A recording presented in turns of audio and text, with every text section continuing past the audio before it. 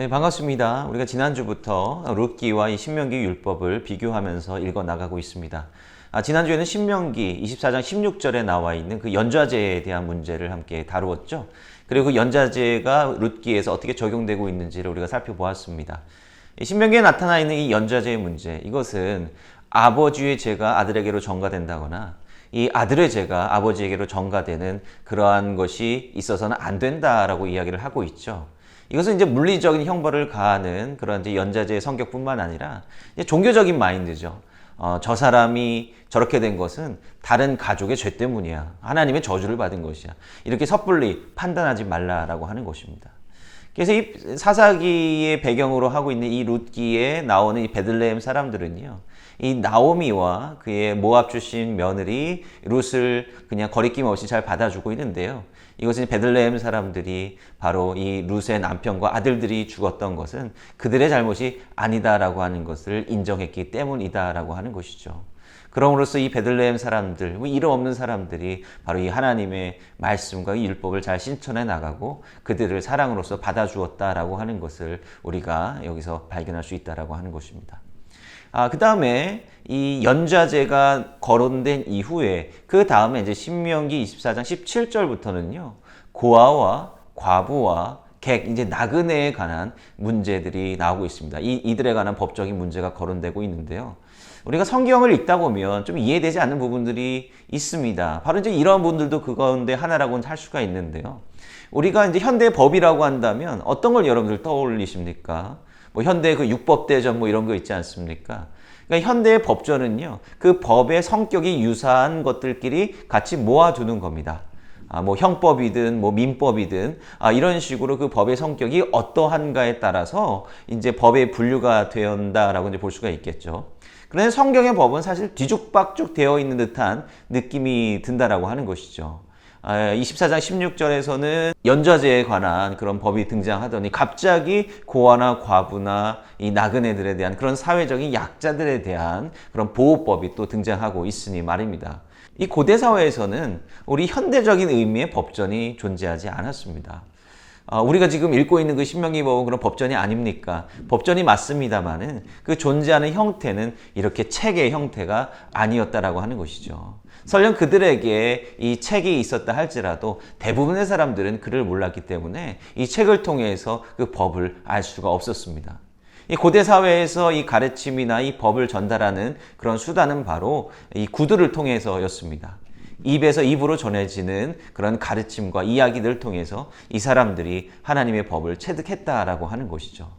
그렇기 때문에 이 법의 배열 순서를 보면 이게 의식의 흐름이라고나 해야 될까요? 뭔가 이야기의 방식으로 이 구성되어 있음을 우리가 발견할 수가 있습니다.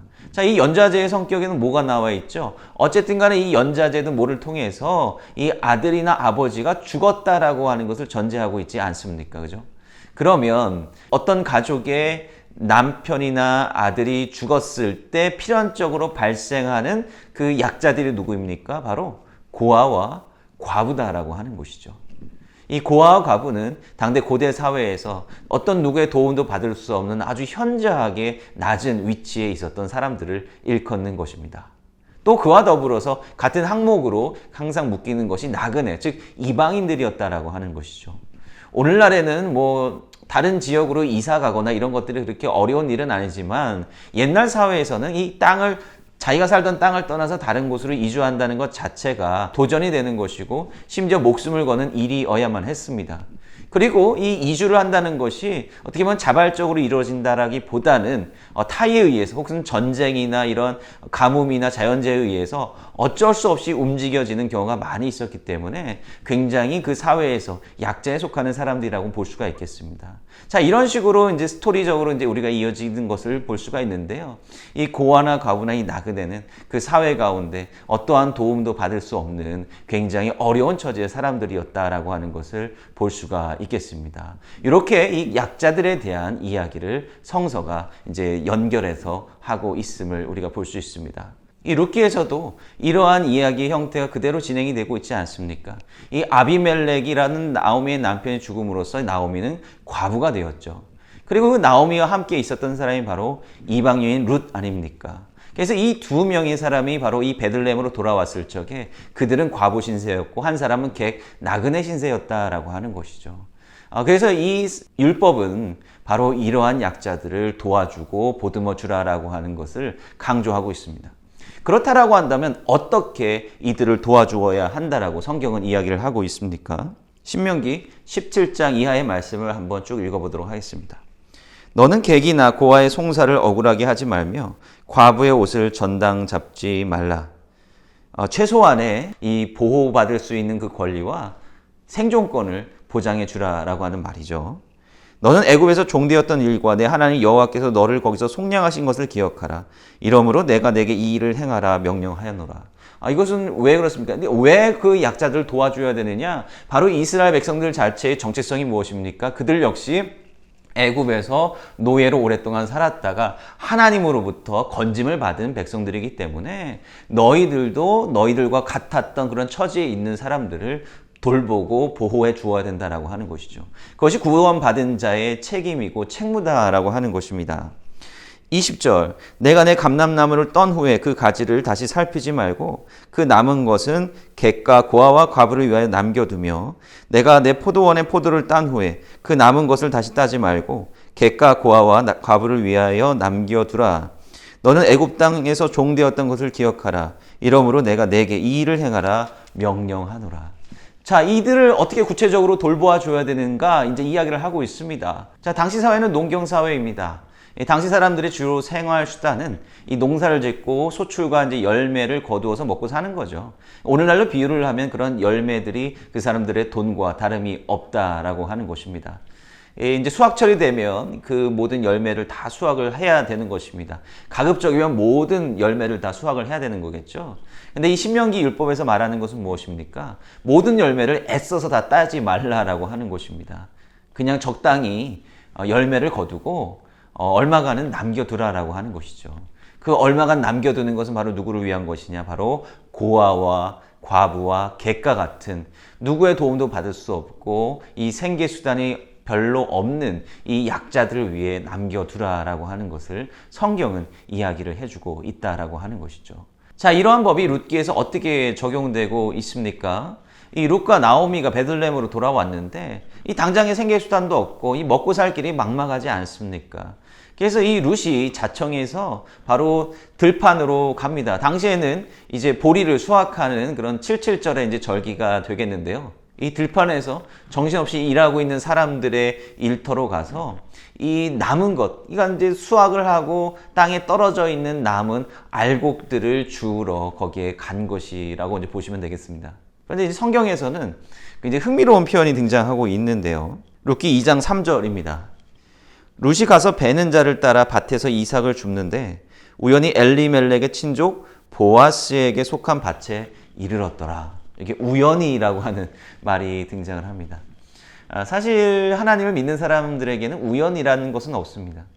단지 하나님께서 직접적으로 역사하시는 것을 우리가 인지하지 못하고 이 세상에서 일어나는 일을 바라보면 그것을 단순히 우연으로 치부할 수밖에 없는 것 아닙니까? 아무튼 공교롭게도 룻이 그 이삭을 주우러 간 밭이 바로 엘리멜렉, 나오미의 남편의 친족이 되는 보아스의 들판이었다라고 하는 것이죠. 결론적으로 우리가 나중에 보기는 하겠지만 바로 이 보아스가 결국 나오미와 룻의 생계를 책임져주고 이 보아스가 룻과 결혼하게 되는 그 아름다운 스토리로 진행이 되지 않습니까? 거기서 보아스는 룻을 만나게 되고 룻이 바로 이방 여인이었음에도 불구하고 자기의 시어머니를 지켜주고 그 시어머니를 그 사랑하는 마음으로 이 먼 이국 땅까지 왔음을 알게 되죠. 그래서 보아스가 룻에게 이렇게 이야기를 하고 있지 않습니까? 룻기 2장 8절의 말씀입니다. 보아스가 룻에게 이르되 내 딸아 들으라. 이삭을 주우러 다른 밭으로 가지 말며 여기서 떠나지 말고 나의 소녀들과 함께 있으라. 그들이 베는 밭을 보고 그들을 따르라. 내가 그 소년들에게 명령하여 너를 건드리지 말라 하였느니라. 목이 마르거든 그릇에 가서 소년들이 길어온 것을 마실지니라 하는지라. 보아스는 룻에게 이제 호의를 베풀어 주고 있는 것입니다. 그 다음에 우리가 계속해서 성경을 읽어보면 여러분들 아시겠지만 바로 보아스는 룻이 자신의 시어머니를 사랑하는 마음으로 따라 나온 것을 알았기 때문에 그 마음이 너무나도 아름답게 여겨져서 이 룻에게 이런 호의를 베풀어 주고 있는다라고 하는 것입니다. 어떤 사람이 자기의 어떤 재산이 되는 그런 생계터에 와서 자신의 재산, 어떻게 보면 떨어져 있는 이삭이라도 그 밭을 소유하고 있는 사람은 다 재산 아닙니까? 그 소유를 가져가는 것이 당연히 마땅치 않게 여겨졌을 것입니다. 그러나 보아스는 룻에게 이런 호의를 베풀어 주고 있고, 또 넓은 맥락에서 보면 바로 보아스는 또한 다른 베들레헴 사람과 같이 약자들을 지켜주는 그런 신명기의 율법의 도를 잘 따르는 사람이었다라고 하는 것이죠. 룻은 시어머니를 향한 그 사랑하는 마음을 가지고 있었고, 또 보아스는 그러한 이야기를 듣고 이 룻과 나오미에게 호의를 베풀어 주고 있다라고 하는 것입니다. 결국 서로를 사랑하고 서로를 지켜주려는 그런 마음들이 이 율법의 정신 안에서 선순환을 이루고 있다라고 하는 것이죠. 다음 주에 우리가 나눌 말씀에서 결론적으로 우리가 보게 되겠지만, 보아스와 룻이 결국은 결혼하지 않습니까? 그 사이에서 나온 오벳이라고 하는 아들이 바로 누구입니까? 장차 이스라엘을 구원할 메시아와 같은 왕인 바로 다윗이 탄생하는 것 아니겠습니까? 이 하나님의 놀라운 역사, 하나님께서 이스라엘 백성들을 다시 일으키시고 이스라엘 백성들을 통하여서 놀라운 하나님의 나라를 일구어 가시는 일이 사실 눈에 잘 띄지 않는 이러한 평범한 사람들, 그러나 이 평범한 사람들이 하나님의 율법 가운데서 아름다운 공동체를 이루어 나갈 때 바로 그 가운데서 하나님께서 놀랍게 역사하시고 일하셨다라고 하는 것을 우리가 보게 되지 않습니까? 작은 선한 일이 하나님 앞에서 얼마나 귀하게 쓰임받을 수 있을지 우리는 바로 룻기의 이야기를 통해서 알 수 있다라고 하는 것입니다. 이번 한 주 살아가시면서 이 말씀을 잘 기억했으면 좋겠고요. 하나님의 말씀 가운데 각자 선한 일을 행하여서 이 세상 가운데 놀라운 사랑의 선순환을 이루어내는 여러분들의 삶이 되셨으면 좋겠습니다.